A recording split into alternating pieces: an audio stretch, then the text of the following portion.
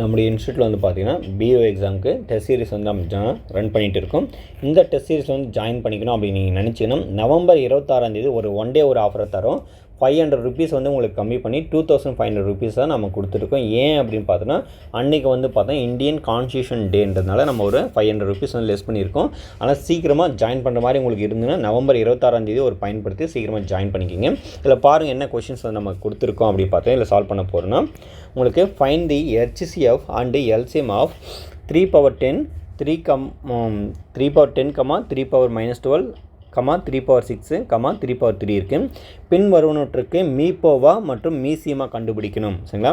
அப்போ ஃபஸ்ட்டு இங்கே என்ன இருக்குன்னா 3/10 இருக்குது. அதுக்கடுத்து பார்த்தோன்னா 3/-12 இருக்குது. அதுக்கடுத்து பார்த்தோன்னா 3/6 இருக்குது. அடுத்து 3/3 இருக்குது. இப்போ ஃபஸ்ட்டு நம்மளுக்கு என்ன மீனிங்னா HCFனா என்ன மீனிங்னா எல்லாத்துலேயும் கம்பல்சரி இருக்கணும் அப்படின்னு தான் மீனிங். சரிங்களா? ஸோ மீச்சரு பொது வகுத்தின்னு சொல்லுவாங்க. ஹையஸ்ட் காமன் ஃபேக்டர் சொல்லுவாங்க. இதே கிரேட்டஸ்ட் காமன் டிவிஷன்னு சொல்லுவாங்க. சரிங்களா?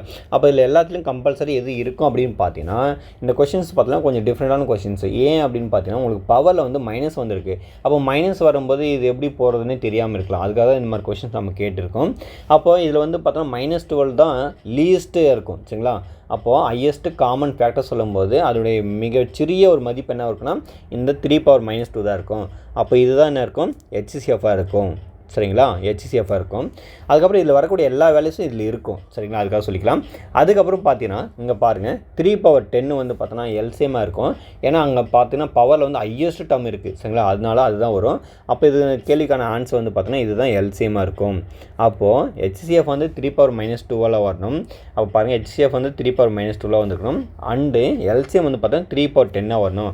அப்போது ஆப்ஷன் பி தான் சரியான விடை இதுக்கு.